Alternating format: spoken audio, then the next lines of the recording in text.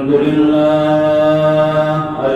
لله على نعمك العظيمة وعلائك الجسيمة يا رب صل وسلم دائما أبدا على حبيبك خير الخلق كلهم. وقال محبوبنا صلى الله عليه وسلم موتوا قبل أن تموتوا وحاسبوا قبل أن تحاسبوا. وقال إذا مات الإنسان انقطع عمله إلا من ثلاث أو كما قال حبيبنا صلى الله عليه وسلم. کیا شان ہے پیارے نبی صلی اللہ علیہ وسلم، کیا شان ہے پیارے نبی، حق نے عطا کی سروری. معراج سے دی برتری، معراج سے دی برتری، بلغ العلا بکمالہ.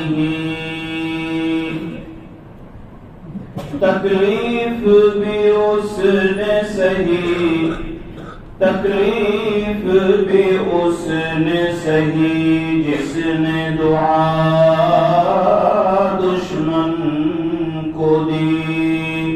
حسنت جمیع خصالہ. ایک دھوم سی دنیا میں مچی، ایک دھوم سی دنیا میں مچی، آواز یہ آنے لگی، پڑھ لو درود امتی صلو علیہ وآلہ. ایک مرتبہ محبت کے ساتھ درود شریف پڑھ لیں. اللہم صلی علی سیدنا محمد وعلی آل سیدنا محمد مبارک وسلم. بزرگان محترم، عزیز دینی بھائیوں، نوجوانوں، ہم سب مسلمان ہیں اور ہم نے کلمہ پڑھا ہے لا الہ الا اللہ محمد رسول اللہ صلی اللہ علیہ وسلم. اس کلمے کا مطلب یہ ہے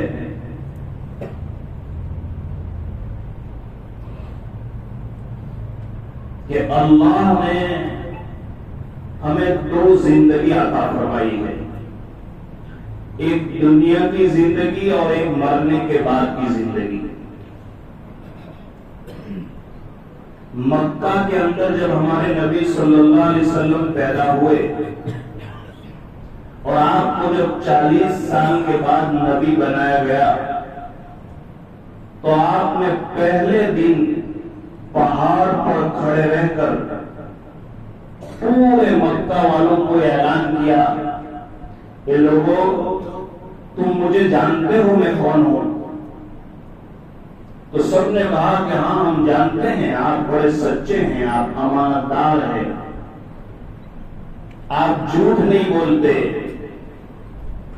آپ یتیموں کا سامان بازار سے لاتے ہیں، آپ تو بیواؤں کی مدد کرتے ہیں، ہم جانتے ہیں آپ کو. اچھا، تو ہمارے نبی صلی اللہ علیہ وسلم نے کہا کہ تمہارا یقین ہے کہ میں سچا ہوں،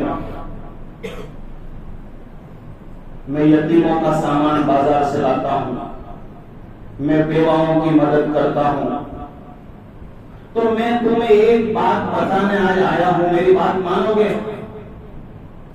تو تمام کے تمام جو سب کافر تھے، جو مشرک تھے، جس میں آپ کے چچا تھے، آپ کے سارے رشتہ دار لوگ، گھر والے تھے، کہ جب تمہارا یہ یقین ہے کہ میں ایک سچا آدمی ہوں، میں تمہاری فیملی میں، تمہارے خاندان میں بھلائی کا کام کرتا ہوں، تو آج میں تمہیں ایک چیز بتانے آیا ہوں. بولے کیا؟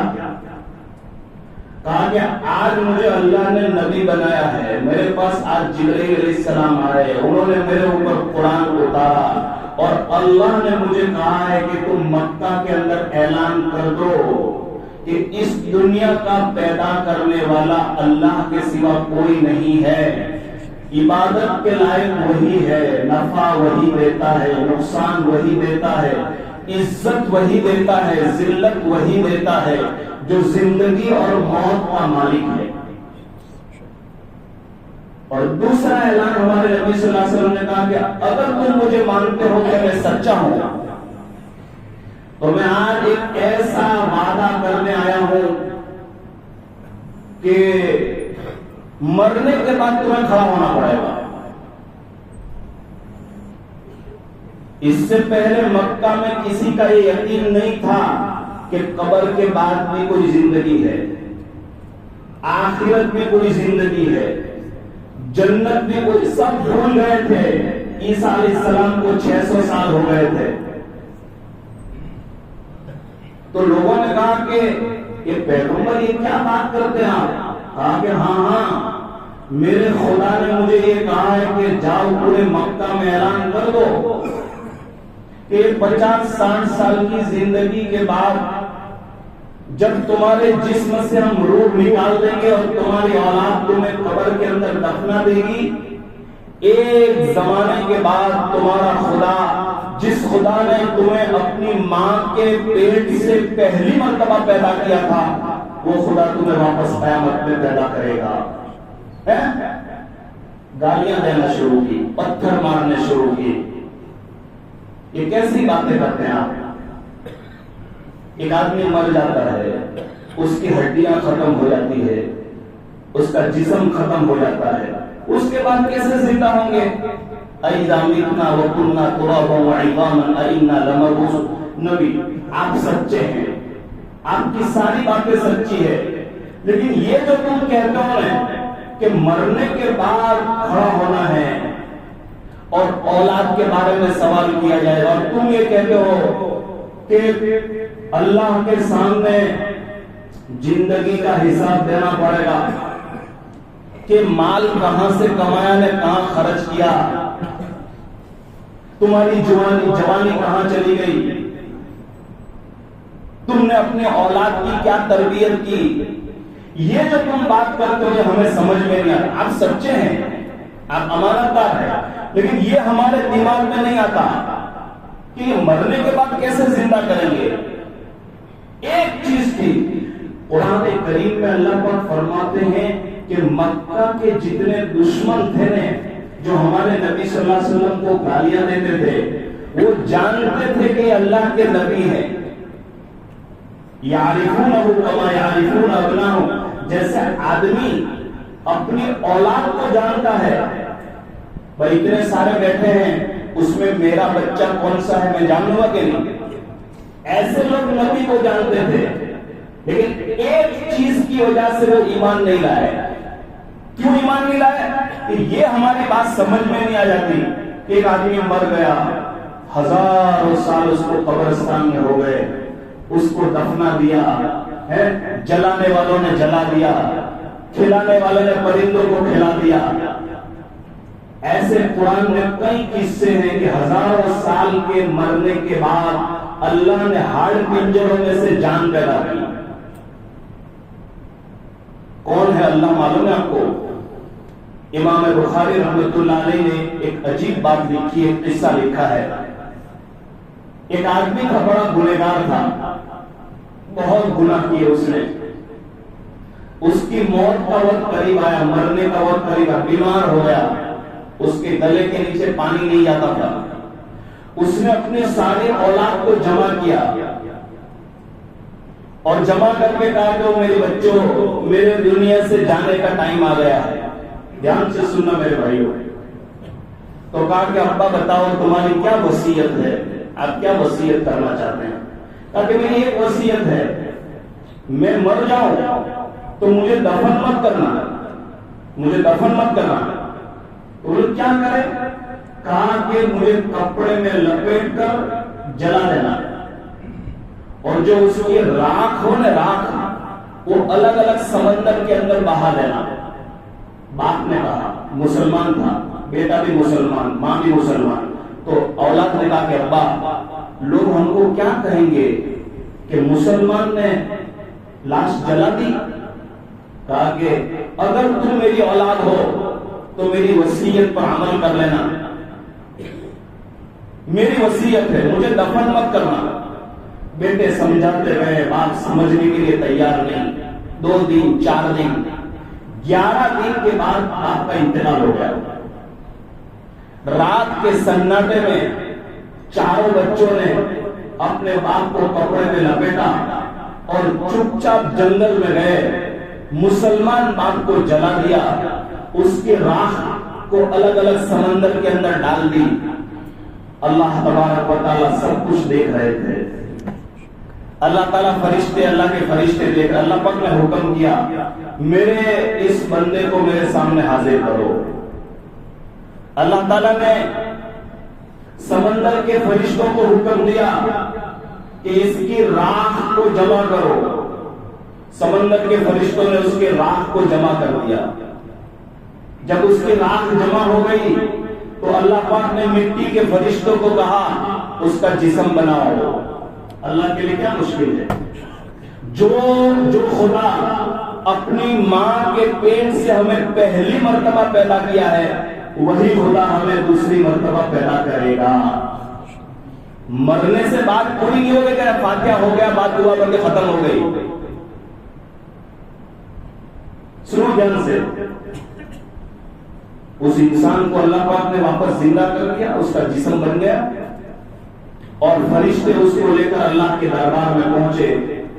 جب اس نے اللہ کو دیکھا تو وہ کانپنے لگا.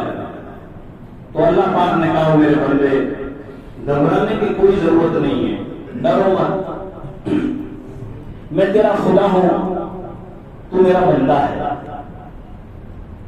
میرا ایک سوال ہے. اللہ پاک نے اس بندے سے کہا کہ تو مسلمان تھا, تو ایمان والا تھا, تو نے مرتے مرتے اپنی اولاد کو جلانے کا حکم کیوں دیا؟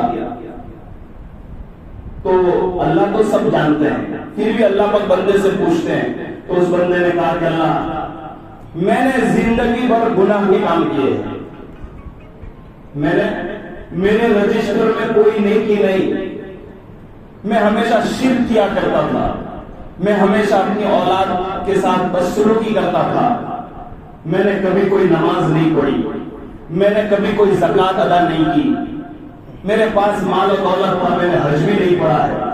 میرے مالک میرے رجسٹر میں کوئی نیکی نہیں ہے, اور میں ایک گناہ کرتا تھا جو تیرے علاوہ کوئی نہیں جانتا, میری اولاد بھی نہیں جانتی, میرے بیوی بچے بھی نہیں جانتے, اللہ کو تو سب خبر ہے. پھر اللہ پاک پوچھتے ہیں میرے بندے وہ کون سا گناہ کرتا تھا تو؟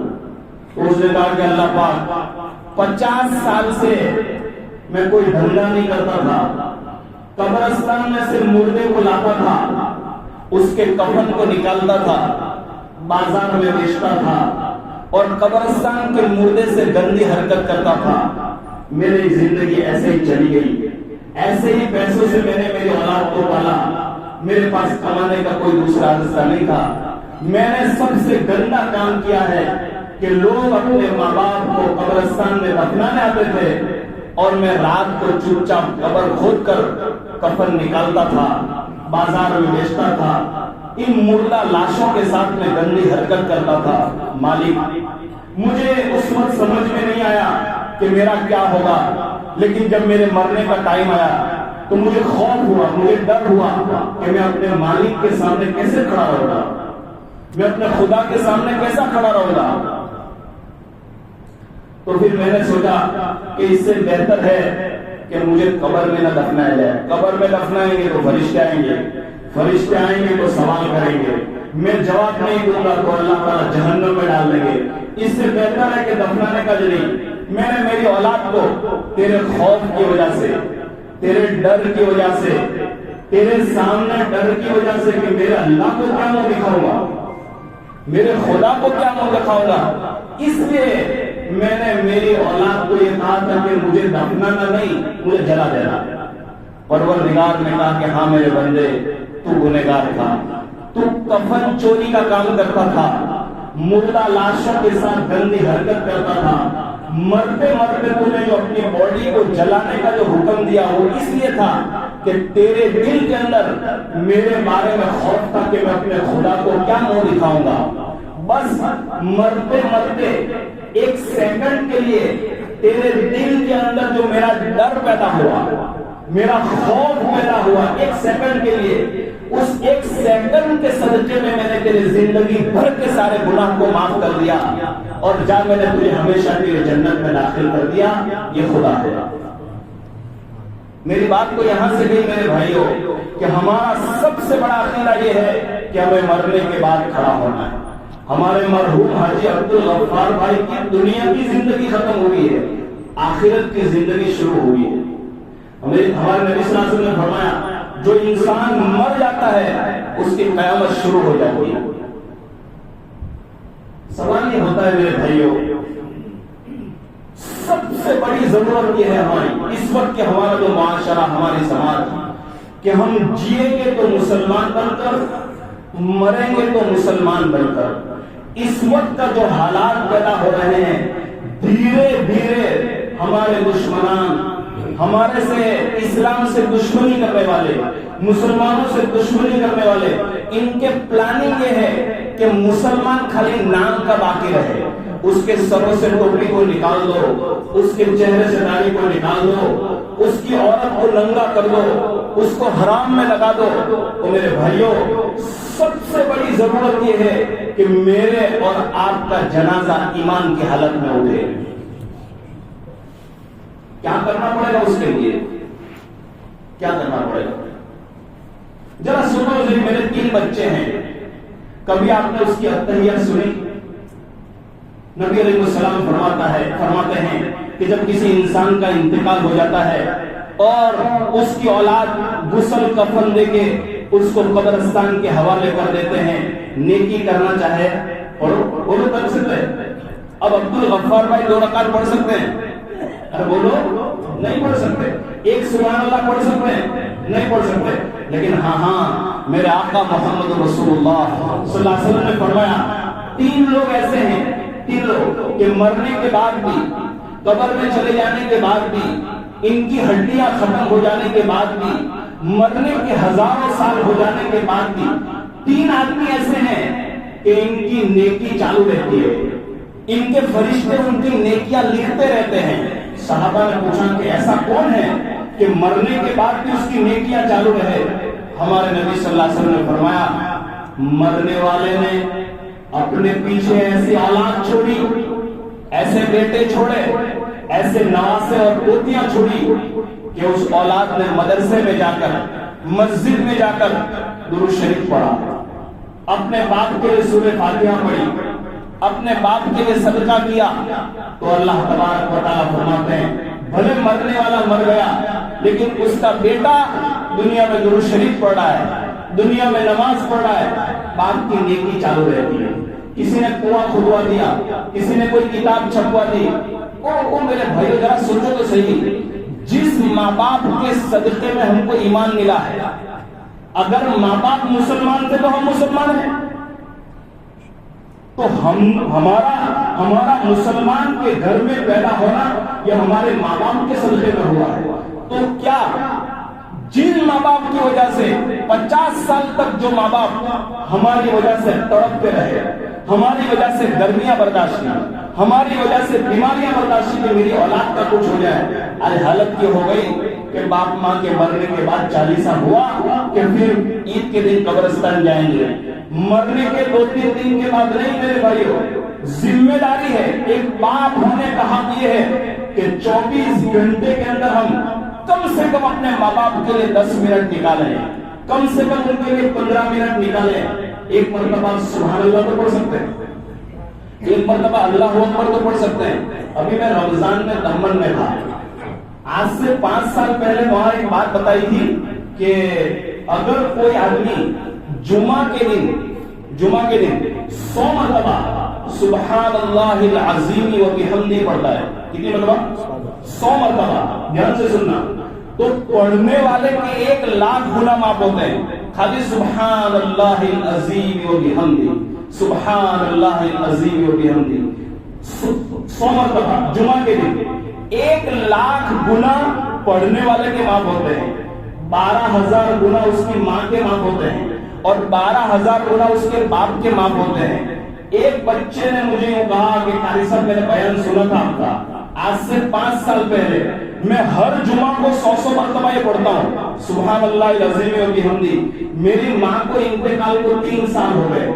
ابھی میرے کو رمضان سے پہلے میری ماں خواب میں آئی اور میری ماں نے مجھ سے کہا کہ بیٹا آجا میں تیری پیشانی پر بوسہ دینا چاہتی ہوں، میں تجھ سے ملنا چاہتی ہوں. ماں کیا ہوا؟ ماں نے کہا کہ بیٹا تیری وجہ سے میری مغفرت ہو گئی، تیری وجہ سے اللہ نے مجھے معاف کر دیا. ماں کیا ہوا؟ بیٹا تو ہر جمعہ کو میرے گناہ میں سے 12,000 معاف کرواتا رہتا. 3 سال تک ہر جمعہ کو 12,000 گناہ معاف ہوتے چلے گئے. آج 3 سال ہوئے، اب میرے رجسٹر میں اتنے گناہ نہیں ہیں. اللہ نے تیری برکت سے مجھے ہمیشہ کے لیے جنت میں داخل کر دیا. باپ اور ماں کی ذمہ داری 40ویں دن پر پوری نہیں ہوتی ہے، سال پر پوری نہیں ہوتی ہے، جمعرات پر پوری نہیں ہوتی ہے کہ چلو عید کا دن ہے. بہت سارے لوگ جو ہے ہمیں یہ پوچھتے ہیں کہ ایصال ثواب کے لیے کیا کرنا چاہیے ماں باپ کے لیے. اگر تم راستے میں چل رہے ہو، ایک تکلیف دینے والا پتھر ہے آپ نے راستے سے ہٹا دیا اور نیت یہ کہ اللہ تو میرے باپ کی بخشش کر دے، اللہ اس پر بھی بخشش کر سکتے ہیں. اگر آپ کے پاس پیسہ نہیں ہے آپ کسی کے لیے دعا کر سکتے ہیں. آپ کسی ضروری نہیں ہے کہ آپ کروڑ روپے کا کام نہیں کریں. اور میرے بھائیوں کم سے کم ہم اپنے ماں باپ کے لیے ایصال ثواب کے طور پر دعا تو مانگ سکتے ہیں. میرے والد صاحب میں 6 سال کا تو انتقال ہو گئے، لیکن مجھے برابر یاد ہے میرے والد صاحب نے مجھے یہ کہا تھا کہ بیٹا جب کوئی انسان قبر میں چلا جاتا ہے تو وہ اس طرح تڑپتا ہے جیسے مچھلی کو پانی میں سے نکال لیا ہے تو جب تک مچھلی کے اندر جان ہوتی ہے وہ تڑپتی ہے.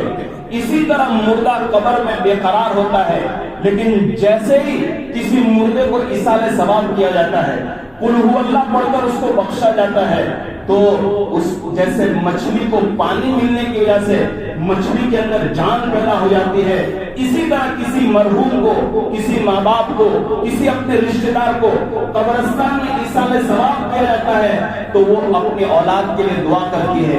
سارے قبرستان کے لوگ اس کے لیے کہتے ہیں کہ تیری اولاد کتنی اچھی ہے جو تجھے روزانہ پڑھ کر ایصال ثواب کرتی ہے. میرے بھائیوں سب سے بڑی ذمہ داری ہے، دیکھو ماشاءاللہ ہمارے جو ہے حاجی عبدالغفار بھائی کے 3 بیٹے اور 1 بیٹی ہیں. ماشاءاللہ سرفراز بھائی، زبیر بھائی، سمیر بھائی ہیں. 5 ٹائم ہم مسجد میں آئیں گے، وہ تو یہاں سجدہ کریں گے لیکن قبر میں راحت ہوگی ان کے باپ کے لیے. اور ایسا بھی ہے سن لو کہ جنہوں نے اپنی اولاد کے لیے سب کچھ قربان کر دیا، اپنی جوانی قربان کر دی، لیکن بیٹے کو بتایا نہیں نماز میں قول کس طرح باندھنے کا، غسل کس طرح کرنے کا، جنازے کی نماز پڑھنے کا طریقہ کیا ہے، کیا حلال ہے کیا حرام ہے. تو فرمایا باپ کو قبر میں اولاد کی وجہ سے عذاب دیا جاتا ہے. اللہ پاک نے فرمایا کہ میں نے تجھے اتنی بڑی نعمت عطا کی تھی، تو نے اپنی اولاد کی صحیح تربیت نہیں کی. اور یاد رکھو میرے مسلمان بھائیوں، بڑا بولنے سے اللہ ہماری حفاظت فرمائے. رمضان کے مہینے میں ایک تفسیر پڑھ رہا تھا جس میں میں نے پڑھا نوح علیہ السلام کتنے بڑے اللہ کے نبی تھے، 950 سال تک اللہ کے لیے مار کھائی. 950 سال کے بعد ایک اولاد ملی تھی جس کا نام کنعان تھا. نبی ہے اور ایسا نبی ہے کہ اللہ کے لیے 950 سال تک مار کھائی. پیغمبر ہے جس کے نام کی سورت اللہ نے قرآن میں اتاری، لیکن ان کا بیٹا ایمان میں داخل نہیں ہوا. باپ سمجھاتے رہے اپنے بیٹے کو، بیٹا سمجھنے کے لیے تیار نہیں ہے. باپ دعا مانگتا رہا، بیٹا ماننے کے لیے تیار نہیں. میں نے تفسیر میں لکھا اگر اللہ کسی کو ہدایت نہ دے تو ایک نبی بھی اپنی اولاد کو جہنم سے نہیں بچا سکتا. یہاں سے ہو جائے گا وہاں سے ہو جائے گا، تو نوح علیہ السلام اپنے بیٹے کو بچا لیتے۔ مجھے برابر یاد آتا ہے، میری جان قربان، میرا مال قربان، محمد رسول اللہ صلی اللہ علیہ وسلم کی ایک ایک سنت پر آپ نے ایک مرتبہ اپنی محبوب بیٹی حضرت فاطمہ کو بلایا تھا۔ فاطمہ ادھر آؤ۔ کون حضرت فاطمہ؟ جنت کی عورتوں کی سردار، حسن اور حسین کی ماں، جنت کی عورتوں کی سردار۔ اتنی محبت تھی ہمارے نبی صلی اللہ علیہ وسلم کو کہ حضور صلی اللہ علیہ وسلم کے انتقال کے 6 مہینے زندہ رہی ہے۔ 6 مہینے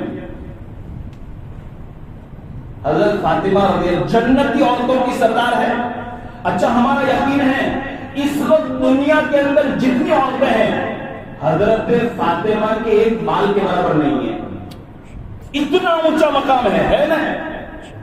لیکن اتنی بڑی عورت، نبی صلی اللہ علیہ وسلم کی بیٹی، حسن اور حسین کی ماں، بلا کر ایک کہا، بیٹی تو میرے جگر کا ٹکڑا ہے۔ حضرت فاطمہ سے کیا کہا تھا؟ تو میرے جگر کا ٹکڑا ہے۔ لیکن فاطمہ سن لے، کل قیامت کے دن تجھے یہ بات جہنم سے نہیں بچائے گی، تجھے یہ بات اللہ کے عذاب سے نہیں بچائے گی کہ تیرا باپ نبی تھا، اس سے اگر تو بچ نہیں پائے گی۔ اور پھر فرمایا، تو میری بیٹی تو نے سنا نہیں کہ میرے بھائی نوح علیہ السلام دعا مانگتے رہے، بیٹے کو ہدایت نہیں ملی، ایک نبی ہو کر اپنی اولاد کو بچا نہیں پائے۔ بیٹی اگر اللہ کے عذاب سے بچنا چاہتی ہے، اللہ کو ناراض نہ کرنا۔ میرے بھائیوں، 2024 چل رہا ہے، ہم بھارت میں رہ رہے ہیں، بڑی سوچی سمجھی اسکیم کے تحت ہمارے ایمان کو چھیننے کی کوشش ہو رہی ہے۔ آج ہم نیت کریں گے انشاءاللہ، ہم سارے اختلافات اور جھگڑوں کو ختم کر کے ہم اپنی اولاد کو انشاءاللہ دین کی تعلیم دیں گے، دین کی تعلیم دیں گے۔ ابھی جو مذکورات کی تعلیم ہوتی ہے نا، ایک بہن نے یہ بتایا کہ آپ نے جو بیان کیا تھا کہ غسل کے اندر 3 فرض ہے، برابر؟ کلی کرنا، کوگڑا کرو، ناک میں پانی ناکو، آنکھا بدن پر، یہ غسل کے 3 فرض ہے نا۔ اس بہن نے یہ بتایا کہ من تو خبر نہیں آتی ہے، میں کوئی وقت نہتی وقت موسم ناک میں پانی نہیں کھولتا تھی، تو بیچارے رونے لگی، بیچاری رونے لگی۔ کیوں روتی ہے؟ کہ قاری صاحب میری تو 50 سال کی نمازیں بیکار چلی گئی۔ آج ہم نے اپنے جھگڑوں کی وجہ سے اپنی اولاد کو دین سے محروم کر دیا ہے۔ میرے بھائیوں، یہ اولاد کل قیامت کی دن ہمارا گریبان پکڑ لے گی کہ میرے خدا میرے باپ کے جھگڑے کی وجہ سے اس نے مجھے قرآن سے محروم کیا، اس نے مجھے اتحیات نہیں سکھائی، اس نے مجھے وضو کا طریقہ نہیں سکھایا۔ تو میرے بھائیوں، یہ اولاد میرے اور آپ کے لیے جنت میں جانے کا ذریعہ ہے۔ آؤ میرے بھائی، ہم سب مل کر نیت کرتے ہیں انشاءاللہ ہم اپنی اولاد کو دنیا کے لیے بھی محنت کریں گے اور دین کے لیے بھی محنت کریں گے۔ اور دوسری بات میرے بھائیوں، ادھر ادھر کی باتوں میں کچھ آنے کی ضرورت نہیں ہے۔ میں تو یہ کہتا ہوں کہ ہر ایک دین کا کام جہاں ہو رہا ہے، جس طرح ہو رہا ہے، جس شکل میں ہو رہا ہے، اگر ہم سے نہیں ہوتا ہم ان کے لیے دعا کریں، ہم ان کے لیے دعا کریں میرے بھائیوں۔ آخری ایک بات بتا کے دعا کر لیتا ہوں۔ نبی علیہ السلام نے فرمایا، اے لوگوں، موت کس کو کہتے ہیں معلوم ہے؟ موت۔ تو صحابہ نے فرمایا کہ اللہ کے رسول آپ بتائیے موت کس کو کہتے ہیں؟ سننا دھیان سے۔ تو اللہ کے رسول نے فرمایا کہ ایک باپ کا انتقال ہو رہا تھا، ایک انسان کا دنیا سے انتقال ہو رہا تھا، اس کے 3 بھائی تھے، 3 بھائی، ایک بڑا، پھر درمیانی اور ایک چھوٹا۔ اس نے اپنے بڑے بھائی کو بلایا، کہا کہ بھائی میں دنیا سے جا رہا ہوں، زندگی بھر تو نے میرا ساتھ دیا ہے، آج بھی میرا ساتھ دینا، میں دنیا سے اکیلے جا رہا ہوں، ایسا مت کرنا کہ قبرستان میں تو مجھے چھوڑ دے، ذرا میرا ساتھ دینا۔ تو وہ بھائی یہ کہے گا میں تیرا ساتھ نہیں دے سکتا، بہت کو میں قبر میں ڈالنے تک تیرا ساتھ دے سکتا ہوں۔ وہ روتا ہو جائے گا بھائی، دوسرے بھائی کو بلائے گا، کہا کہ میرا بھائی، میرے بڑے بھائی نے تو میرا ساتھ دینے سے انکار کر دیا، تو میرا درمیانی بھائی ہے، میں دنیا سے جا رہا ہوں، تو میرا ساتھ دے گا؟ تو وہ بھائی یہ کہے گا کہ نہیں نہیں میں تیرا ساتھ اتنا دے سکتا ہوں، قبر کھود سکتا ہوں، تیرے لیے دعا کر سکتا ہوں، قبر پہ میں تیرا ساتھ نہیں دے سکتا۔ وہ گھبرا جائے گا اور اپنے چھوٹے بھائی کو بلا کر پوچھے گا کہ اے میرے چھوٹے بھائی، میں نے تیرے اوپر بہت رحم کیا ہے، کیا تو میرا ساتھ دے گا؟ کیا دنیا سے قبر میں آنے تک تو میرا ساتھ دے گا؟ تو وہ چھوٹا بھائی کہے گا ہاں میرے بڑے بھائی، میں مرنے تک تیرے ساتھ رہوں گا، غسل کے وقت تیرے ساتھ رہوں گا، کفن کے وقت تیرے ساتھ رہوں گا، لوگ جنازہ لے کر جائیں گے تب بھی میں تیرے ساتھ رہوں گا، جنازے کی نماز ہوگی تب بھی میں تیرے ساتھ رہوں گا، لوگ تیرے کو قبر میں اتاریں گے تب بھی میں تیرے ساتھ رہوں گا، اور لوگ مجھے دفن کر کے قبرستان کی لائٹ بجھا دی جائے گی، اندھیرا ہو جائے گا، سارے قبر میں کوئی نہیں ہوگا، میں تیرا ساتھ دوں گا، میں تیرے ساتھ قبر میں اتروں گا۔ صحابہ نے پوچھا یہ کون سا بھائی ہے؟ دو بھائی نے تو منع کر دیا، یہ تیسرا بھائی کون ہے اللہ کے رسول؟ تو فرمایا دیکھو دیکھو میں تمہیں سمجھاتا ہوں، یہ بڑا بھائی ہے، اس کا پیسہ، اس کی دولت، وہ بہت ڈاکٹر کی فیس لے کر اپنے ہاتھ اوپر کر دے، مال کیا کرے گا؟ کچھ کام آئے گا نہیں۔ دوسرا بھائی اس کی اولاد، اس کے بیوی بچے جو اس کے بغیر کھانا نہیں کھاتے تھے، جو اس کے بغیر رات کو سوتے نہیں تھے، وہ بھی ہاتھ اوپر کر لیں گے کہ ابا بھائی بہت تو ہم تمہارے لیے فاتحہ کر سکتے ہیں، غسل دیں گے، بعد میں بولیں گے۔ لیکن ایک تیسرا بھائی ہے، ایک تیسرا بھائی جو جس نے کیا کہا تھا دنیا میں بھی رہوں گا، غسل کے وقت بھی رہوں گا، کفن کے وقت بھی رہوں گا، جنازے میں بھی رہوں گا، اور تیری ساری اولاد مجھے چھوڑ کر چلی جائے گی، میں تیرے ساتھ قبر میں ہوں گا۔ ہمارے نبی صلی اللہ علیہ وسلم نے فرمایا او میرے صحابہ تمہیں پتا ہے وہ کون سا بھائی ہے؟ وہ تیری نماز ہے، وہ تیرا درود شریف ہے، وہ تیرا ذکر ہے، وہ تیری خیرات ہے، وہ تیری ماں باپ کی خدمت ہے، وہ لوگوں میں محبت کو ڈالنا ہے۔ اب بتاؤ سب سے اچھا بھائی کون سا ہے جو ہمیں قبر کے اندر بھی کام آئے؟ اس لیے حدیث پاک کہتا ہے جب کسی انسان کو قبر میں سلایا جاتا ہے اور جب عذاب کے فرشتے اس کو عذاب دینا چاہتے ہیں تو نیکی، نماز، روزہ، ذکر وہ سامنے کھڑے ہو جاتے ہیں اور فرشتے سے کہتے ہیں اے فرشتوں تم اس سے عذاب کو ہٹا دو، یہ بندہ تو مجھے دنیا میں یاد کرتا تھا، یہ مجھے قرآن پڑھا کرتا تھا، یہ تو خیرات دیا کرتا تھا۔ میرے بھائیوں میں نے یہ بات اس لیے کہی ہے، آؤ ہم سب مل کر ہمارے مرحوم حاجی عبدالغفار بھائی کی موت کو ہماری زندگی کے بدلنے کا ذریعہ بنائیں۔ کب تک ایسی غفلت والی زندگی گزاریں گے؟ کب تک ہم رمضان مسلمان بنتے رہیں گے؟ کب تک ہم جمعہ نماز پڑھتے رہیں گے؟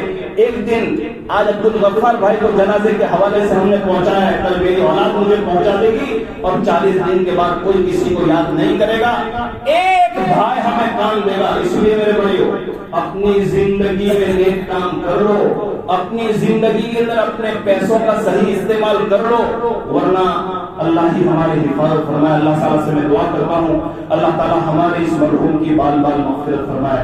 ابھی جو قرآن پڑھا گیا، کل جو قرآن پڑھا گیا، اس کے علاوہ جس سے جتنا قرآن پڑھا گیا، جنہوں نے جتنا درود شریف پڑھا ہے، اللہ تبارک و تعالیٰ اس کا ثواب ساری امت کو پہنچا کر اللہ خاص طور پر ہمارے مرحوم ہمارے حاجی زبیر بھائی، ہمارے حاجی سرفراز اور سمیر بھائی کے والد صاحب، ہمارے ہارون بھائی کے بھائی نیک آدمی تھے۔ دیکھو بعض مرتبہ ہے نا، کل ایک بھائی آئے تھے جنازے کے وقت، میں ان کا نام نہیں جانتا، تو انہوں نے مجھے کہا کہ قاری صاحب ان کو صورت ہو صورت، جہاں میں نے خبر ملی کہ عبدالجبیر بھائی والد صاحب نے انتقال جو تو وہ بدھا کام ممکن ہو آ رہی ہو એટલા માટે કે આજથી 20 વર્ષ પહેલા મારા ઘરમાં કઈ તકલીફ હતી ને મને 1 લાખ રૂપિયાની જરૂર હતી અને મને એમણે ફોન કરીને કીધું હતું કે ભાઈ તને પેલા લાખ રૂપિયાની જરૂર છે, મારી પાસે છે, તું લઈ જા અને જ્યારે સવલત હોય ત્યારે આપજે। મારા તકલીફના દિવસમાં મને એમણે સાથ આપ્યો હતો એટલે આજે ये मेरे भाई दुआ है ना, दुआ ऐसा काम करना चाहिए कि लोग सामने से दुआ दे। आओ मेरे भाइयों हमें झगड़ा करने की कोई जरूरत नहीं। मैं तो हमारे आंदोलन में खुल कर कहता हूँ हम सब मुसलमान हैं, हम सब ईमानी भाई है, मुझे आपकी जरूरत है, आपको मेरी जरूरत है, हर एक को एक दूसरे के काम में आने की जरूरत है। हर एक मस्जिद आपकी है, हर एक मस्जिद हमारी है, हर एक मदरसा हमारा है, हर एक दरगाह हमारी है। आओ हम सब मिलकर हमारे कौम और हमारे समाज की प्रगति के अंदर एक दूसरे का साथ दे। अल्लाह ताला से मैं दुआ करता हूँ, अल्लाह ताला हमें कहने सुनने से ज्यादा अमल की तौफीक अता फरमाए। तमाम मरहूमीन के अल्लाह करोड़ करोड़ मग़फ़िरत फरमाए। बहुत सारे बीमार है, अल्लाह ताला उसको शिफा अता फरमाए। देखो दुआ करके बात खत्म मत कर देना, वापस याद रखना कि हमें आगे की जिंदगी के अंदर ऐसा काम करना है कि मरने के बाद भी लोग हमें याद करें। व आखिर दवाना अल्हम्दुलिल्लाहि रब्बिल आलमीन। दुरूद शरीफ पढ़ दुआ करिए। अल्लाहुम्मा सल्लि अला सय्यिदिना मुहम्मद व अला आलि सय्यिदिना मुहम्मद व बारिक वसल्लम। या अवलल वलीन या अरहमर राहिमीन या अरहमर साकिन या दल जलाल वल इकराम या दुल कुव्वतिल मतीन। अल्लाहुम्मा अग़फिरहु वरहमहु वसक्किनहु फिल जन्नह। अल्लाहुम्मा इजअल क़ब्रहु रौज़तन मिन रियादिल जन्नह। रब्बना इग़फिर लना व लिइख़वानिना अल्लज़ीना सबक़ूना बिल ईमान वला तजअल फ़ी क़ुलूबिना ग़िल्लन लिल्लज़ीना आमनू रब्बना इन्नका रऊफ़ुर रहीम। ए अल्लाह, मैं तेरा गुनहगार बंदा हूँ। ए अल्लाह, हम खताकार हैं, सियाहकार हैं, तेरे दरबार का मुजरिम हूँ।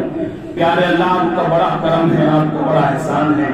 आपने हमें ईमान अता फरमाया, आपने हमें इस्लाम अता फरमाया, आपने हमें कुरान अता फरमाया।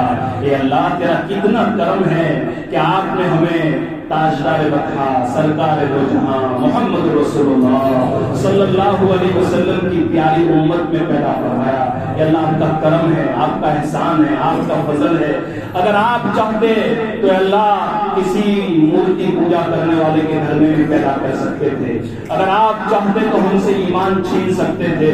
ओ प्यारे अल्लाह, ये तेरे नबी का लाया हुआ दीन है, ये तेरे नबी की लाडली उम्मत है। या अल्लाह, हमारे नबी ने बहुत मेहनत की है। या अल्लाह, हमारे नबी को बहुत मार पड़ी है। या अल्लाह, हमारे नबी के सहाबा को बहुत मार पड़ी है। या अल्लाह, एक दिन हमें बिलाल के सामने खड़ा होना पड़ेगा, सुहेब के सामने खड़ा होना पड़ेगा। या अल्लाह, कल क़यामत के दिन मेरी नजरों के सामने फातिमा भी होगी, मेरी नजरों के सामने अम्मार भी होंगे। या अल्लाह, जिंदगी का जितना हिस्सा बाकी है हमें मोहब्बत के साथ पूरी आमोली बस्ती के अंदर नेक काम करने की तौफीक अता फरमा दे। और प्यारे अल्लाह, ऐसा काम करने की तौफीक अता फरमा जिससे आप भी राजी हो जाएं, आपका नबी भी राजी हो जाए। तो प्यारे अल्लाह, हमें ऐसी हालत में मौत अता फरमाइए, आप भी हमसे राजी हों, हम भी आपसे राजी हों, दुनिया के किसी इंसान का हक हम पर न हो। ऐसी कलमे वाली मौत हम सबको नसीब फरमा। ए अल्लाह, असल मसला मौत का है, असल मसला रूह के निकलने का है। या अल्लाह, मौत बड़ी खतरनाक चीज है, बड़ी सख्त चीज है। ए अल्लाह, तुझे अपने नबी की मोहब्बत का वास्ता, तुझे अपने सहाबा की कुर्बानी का वास्ता, तुझे इमाम हुसैन के करबला के खून का वास्ता, उम्मत को समझ अता फरमा दे। या अल्लाह, अमाल की तरफ ले आ दे। या अल्लाह, हिदायत की तरफ ले आ दे। या अल्लाह, दिलों में से अदावतों को खत्म फरमा कर नेक काम करने में मददगार बना दे। हमारे जान, हमारी मालें, हमारी औलाद, हमारी इज्जतें इस्लाम के खातिर हमें कुर्बान करने की तौफीक अता फरमा दे। प्यारे अल्लाह, हमारी औलादों को हिदायत नसीब फरमा दे। या अल्लाह, या अल्लाह, आपने बहुत दिया, बगैर मांगे दिया, सब कुछ दिया, आप देते चले गए, हम भागते चले गए। या अल्लाह, मुअज्जिन अजान देता रहा और हम गंदी गंदी तस्वीर देखते रहे। ए मेरे अल्लाह, मस्जिदों को आबाद फरमा दे। या अल्लाह, घरों को दीनदारी से आबाद कर दे। ए अल्लाह, नमाजों से आबाद कर दे। ए अल्लाह, ऐसा ऐसा काम किया है कि अगर आप चाहते तो जमीन फट जाती, आसमान फट जाता। ए अल्लाह, फिर भी आप कितने करीम है ना, आप कितने शफीक है। हमारे गुनाह के बावजूद आपने हमें अच्छी रोटी अता फरमाई, अच्छा खाना अता फरमाया। ए अल्लाह, कभी कोई तकलीफ नहीं आने दी। प्यारे अल्लाह, या अल्लाह, या अल्लाह, जिंदगी का जितना हिस्सा बाकी है अच्छी जिंदगी गुजारने की तौफीक अता फरमा। एक दूसरे को माफ करने का जज्बा अता फरमा। या अल्लाह, एक दूसरे से मोहब्बत करने का जज्बा अता फरमा। या अल्लाह, हर एक की औलाद को उनके माँ बाप की आंखों की ठंडक बना दे। या अल्लाह, हमारे नबी सल्लल्लाहु अलैहि वसल्लम ने مرحوم کی لائن سے جتنی بھلائی آپ سے مانگی ہے ہمارے حاجی عبدالغفار بھائی کو اور تمام مرحوموں کو تمام بھلائیاں نصیب فرما دیجیے. ان کی قبر کو یا اللہ جنت کے باغیچوں میں سے باغیچہ بنا دے. یا اللہ ہمارے لیے ہم کو ان کے لیے ایصال ثواب کرنے کا ذریعہ بنا دے. ان کی اولادوں کو مرتے دم تک اسلام پر باقی رکھ. ان کی اولادوں کو ہدایت پر باقی رکھ. اے اللہ ہمیں اپنے ماں باپ کی خوب قدردانی کی توفیق نصیب فرما دے. اے اللہ وہ جیسے بھی ہے وہ میری ماں ہے, وہ جیسے بھی ہے وہ میرا باپ ہے, وہ جیسے بھی ہے وہ میرے دادا ہے. اے اللہ وہ ماں باپ جس کے صدقے میں ایمان ملا, جس کے صدقے میں اسلام ملا, ایک دن ہمارے بال بھی سفید ہو جائیں گے. پیارے اللہ باپ کے مرنے کے بعد شیطان گھروں میں آ جاتا ہے, باپ کی دعاؤں سے محروم ہو جاتے ہیں, بھائیوں میں جھگڑا پیدا کر دیتا ہے, بہنوں میں نفرت پیدا کر دیتا ہے. اے اللہ اس خاندان کے اندر خوب محبت نصیب فرما دے. پیارے اللہ اور دین کا کام کرنے میں بھائیوں کو ایک دوسرے کا مددگار بنا دے. اے اللہ جب آپ دین کا کام لینے پر آتے ہیں تو کیسے سے لے لیتے ہیں. پیارے اللہ ہم نے تو پڑھا ہے کہ آپ نے تو ابو جہل کے بیٹے کو ہدایت دے دی تھی, آپ نے حمزہ کے قاتل کو ہدایت دے دی تھی. اے اللہ تجھے اپنے نبی کی محبت کا واسطہ ہماری اس معمولی بستی پر رحمت کی نگاہ ڈال دے, ہدایت کی نگاہ ڈال دے, کام کرنے والوں میں ہمت عطا فرما. پیارے اللہ بہت سارے بھائی بیمار ہیں, کوئی روزی سے پریشان ہے, کوئی بیماری سے پریشان ہے, کوئی اپنی اولاد سے پریشان ہے. اے اللہ سب کی ہر جائز تمناؤں کو پوری فرما. ہماری ماں بہنوں کو ہمت عطا فرما, اسلام کی محبت عطا فرما, نماز کی محبت عطا فرما. اے اللہ ان کی روزیوں میں برکت عطا فرما.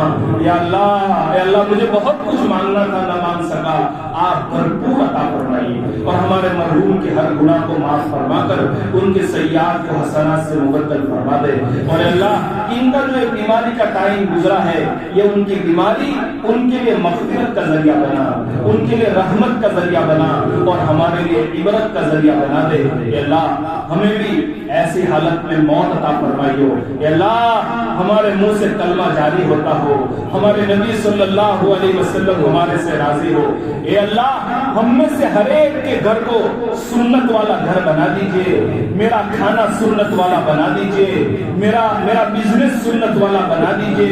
اے اللہ میرا کپڑا سنت والا بنا دیجئے, میری مسجد سنت والی بنا دیجئے. اے اللہ میں نے اپنے گنہگار زبان سے مانگا ہے تو اپنی شان عطا فرما. اے اللہ میں نے مانگا ہو گیا عطا فرما, مانگنے سے رہ گیا سب کچھ عطا فرما. جزا اللہ عنا نبینا محمد صلی اللہ علیہ وسلم اقوال ان اللہ وملائکتہ یصلون علی النبی یا ایھا الذین آمنوا صلوا علیہ وسلموا تسلیما. اللهم صل وسلم وبارک علی سیدنا ونبینا ومولانا محمد وبارک وسلم برحمتک یا ارحم الراحمین.